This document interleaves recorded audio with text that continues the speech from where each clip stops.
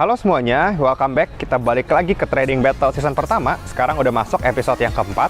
Setelah 2 minggu lebih nih kita nggak ketemu, kira-kira gimana ya kondisi Porto Trading Battle setelah IHSG berhasil menembus all time high dan sekarang bertahan di level 7 ribuan. Dan kira-kira gimana sih trading plan kita dalam 2 minggu ke depan? So udah pasti videonya akan menarik, jadi pastikan teman-teman nonton sampai selesai.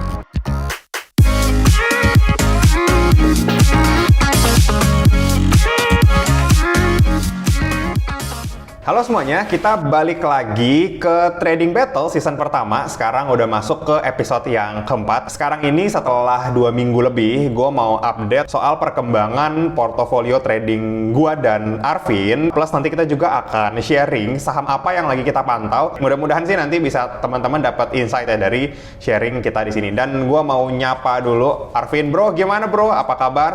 Baik, halo bro semua, halo viewernya Billy, halo semuanya. Nah, udah lumayan lama nih ya kita nggak ketemu, nggak ngobrol bareng. Nah, sekarang pertama-tama nih gue mau langsung nanya nih sama Arvin. Kira-kira view-nya tentang IHSG mungkin 2 minggu terakhir atau 2 minggu ke depan itu kurang lebih view-nya akan gimana? Plus, kira-kira apa sih yang menyebabkan asing itu flow-nya masuk banyak gitu ke Indonesia? Kan kita lihat ya, kayak nggak ada hari esok gitu, asing masuk terus. Nah, kira-kira itu kenapa dan kira-kira bakal bisa sampai kapan gitu ya? Kan biasa kita juga tahu ya, kurang lebih flow asing cukup mempengaruhi pergerakan IHSG. So, saat inflow-nya banyak, ada kemungkinan IHSG akan terus bergerak dalam fase bullish-nya. Nah, kita coba ya tanya insight-nya dari Arvin gimana? Oke, kalau gue bahas dari IHSG-nya sebenarnya bergerak uptrend ya. Dari waktu break di level 6.700, sekarang masih bergerak dalam uptrend channel-nya. Dan sempat 2 minggu yang lalu itu market cukup sulit ya, di mana market itu sering pindah-pindah. Jadi ketika orang masuk di properti, tiba-tiba propertinya naik kencang, terus TP besoknya tiba-tiba ambruk lagi ganti ke sektor lain. Jadi benar-benar random banget waktu 2 minggu yang lalu. Lalu kalau kita bicara soal inflow, memang inflow asing cukup kencang ya. Even dari awal tahun itu nggak berhenti-berhenti. Meskipun ada buangan, tapi buangannya tidak masif.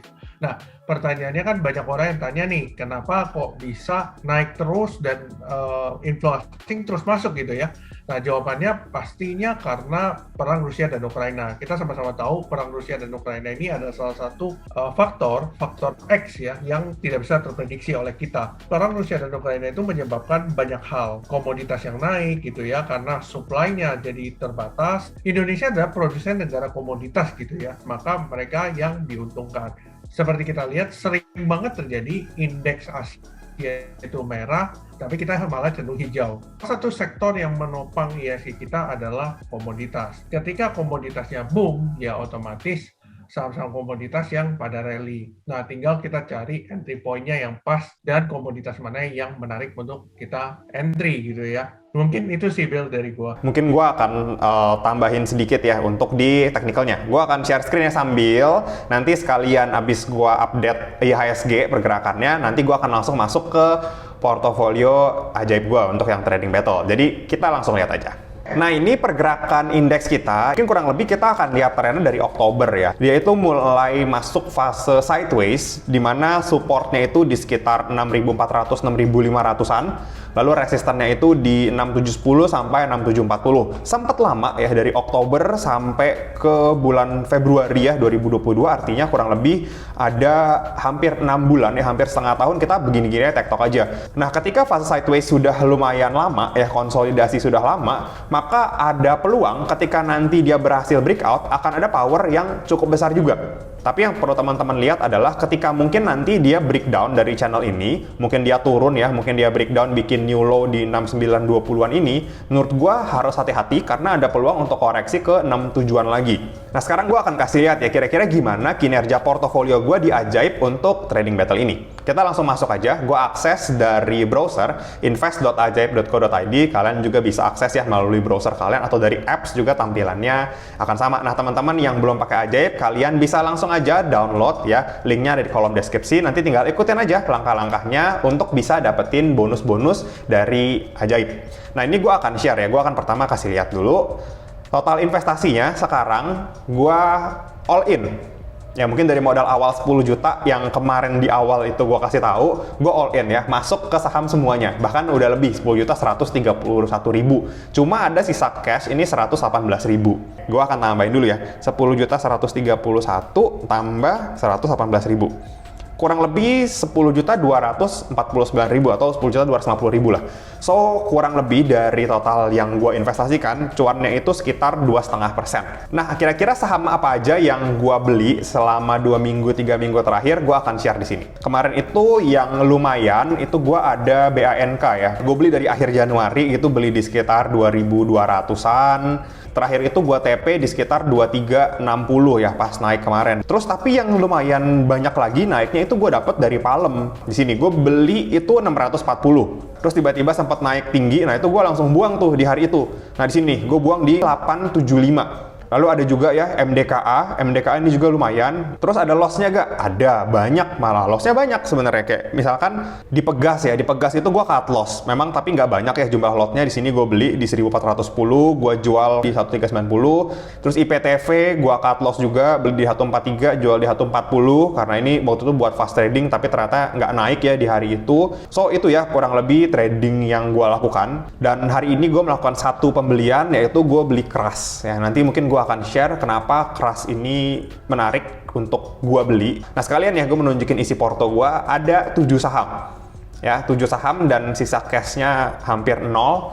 Yang saat ini lagi floating profit ada BRI, BRPT, keras ini juga baru beli, terus ada LSIP ya. LSIP ini profitnya udah lumayan, udah hampir 10%. Mungkin gue mau share keras sama LSIP. Ya, kenapa gue beli 2 emiten saham ini.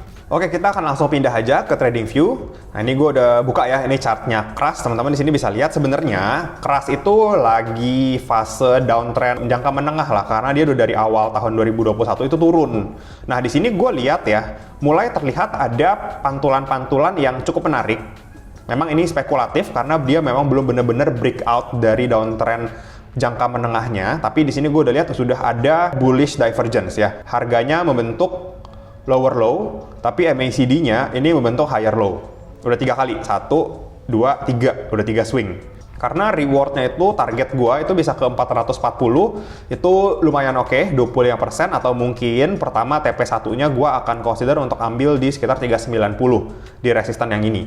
Nah, itu reasonnya kenapa gua ambil keras. Lalu selanjutnya gue mau share juga LSIP ya. Apa pertimbangannya gue ngambil LSIP? Nah, ini yang gue lihat ya dari LSIP ketika dia mulai booming gitu ya. CPO-nya naik dari 1150 dia langsung ngegas sampai ke 1500, ini naik 50% kan. Dan memang dari awal gue udah mau masuk lagi gitu. Makanya masuknya kan harus kita lihat lah retrace sampai berapa. Dan gue cukup suka pakai Fibo, akhirnya gue memutuskan untuk masuk di Fibo retracement 618. Ya, dia pas di 1310 sini. Nah, kalau tadi teman-teman lihat average-nya si LSIP gue itu 1330 ya di sini. Nah, gue masuk itu setelah konfirmasi dia mantul dari Fibo 618 terus mulai bikin ekor candle daily-nya. Dari sini gue masuk. Memang nggak bottom-bottom banget tapi masih oke lah, deket-deket sama 1310. Jadi kurang lebih begitu. Ada sedikit growth ya dari update terakhir. Mudah-mudahan sih bisa konsisten. Oke, sekarang giliran Arvin. Gimana? Gue akan langsung stop share aja biar dia bisa share. Gue kepo juga nih, kira-kira portonya sekarang isinya apa dan pergerakannya gimana. Silakan, Vin.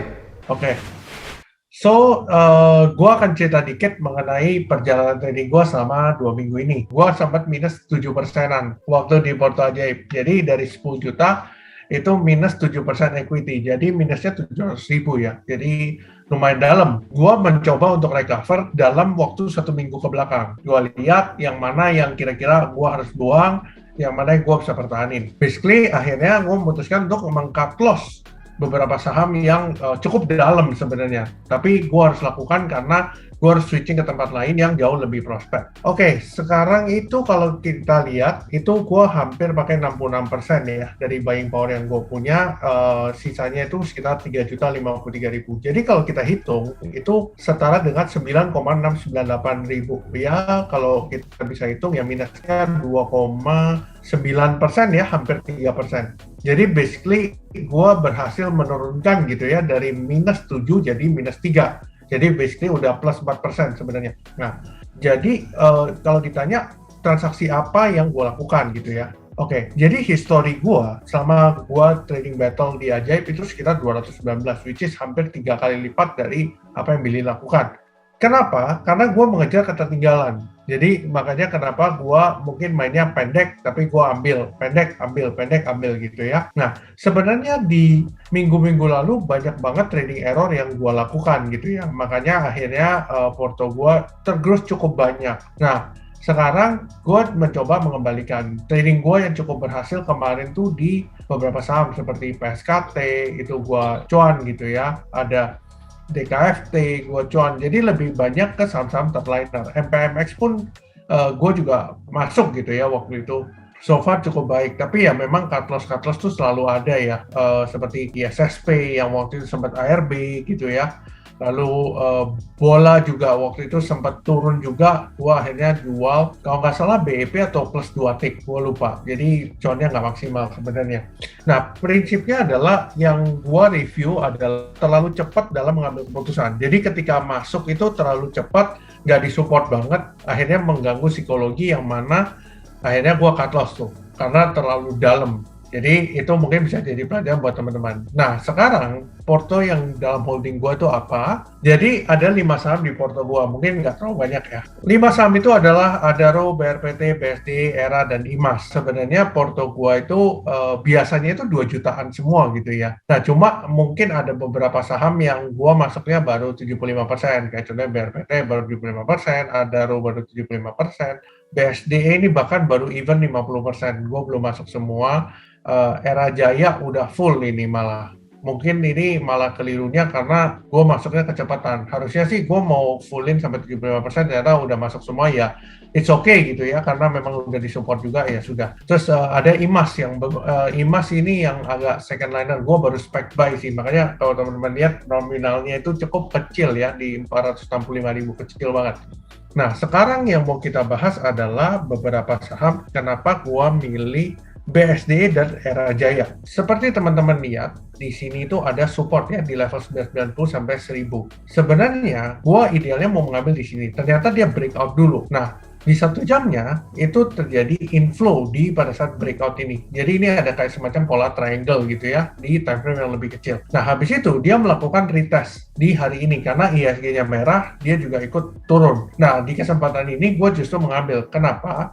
Karena kalau teman-teman lihat, ketika dia break dengan volume yang besar, ketika dia koreksi, volumenya cenderung turun. Makanya kenapa gue ngambil di level-level ini. Nah, sekarang target kenaikan yang paling dekat adalah ya di 1060 sampai 1075. Nah, nanti kita akan lihat reaction candle-nya seperti apa. Kalau candle-nya masih cukup bagus, gue mungkin akan TP di sini 50% dan gue akan ambil lagi 50% ketika pasang trailing stop. Tetapi kalau misalnya dia turun gitu ya, minus gue cuma 3%.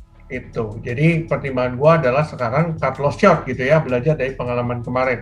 Lalu untuk Era Jaya ini cukup menarik. Kalau teman-teman lihat itu ya, di sini ada pola semacam double bottom. Kemarin tuh sempat breakout gitu ya. Dan gua terus terang tidak mengambil di sini. Kenapa? Karena gua mempertimbangkan waktu itu IHSG-nya juga naiknya kencang. Akhirnya gue memutuskan untuk gue ambil besoknya aja, dan ternyata benar gitu ya, besoknya terjadi koreksi. Pertimbangan gue untuk mengambil saham Era ini tetap dari time frame yang lebih kecil. Kalau teman-teman lihat dari time frame yang lebih kecil, ini kalau gue tarik gitu ya, ini ada inflow besar gitu ya. Ketika dia turun, kembali lagi turunnya dengan volume yang cenderung lebih kecil gitu ya. Even yang ini pun yang besar itu masih lebih kecil dari yang ini. Jadi so far kalau gue menilai koreksi ini masih cenderung wajar. Nah, makanya kenapa gue masuk di Era Jaya. Karena satu, akumulasinya bagus, polanya sudah jelas double bottom, dan arahnya ke atas gitu ya. Gitu aja sih, Bill. Jadi, porto gue mungkin jauh lebih ramping gitu ya. Nggak terlalu banyak saham. So, gimana, Vin? Kita akan lihat 2 minggu ke depan ya. Mudah-mudahan bisa lebih cuan, sama-sama hijau lah. Jangan ganti-gantian. Ya, betul. Udah 4 episode nih. Jadi merah, hijau. Nanti pilih hijau, gua merah. Nanti gua merah, pilih hijau. Jadi gantian terus. Nah, semoga di 2 minggu ke depan nggak begitu. Oke, mantap. Oke, kalau gitu mungkin sekian ya update-nya teman-teman. Thank you udah nonton. Thank you juga, Vin. Sampai ketemu juga teman-teman semua. Happy investing. Thank you. Bye. Sekian dulu ya video kali ini. Jangan lupa like, comment, subscribe, dan share video ini supaya bermanfaat bagi orang lain. Thanks for watching and see you on the next video.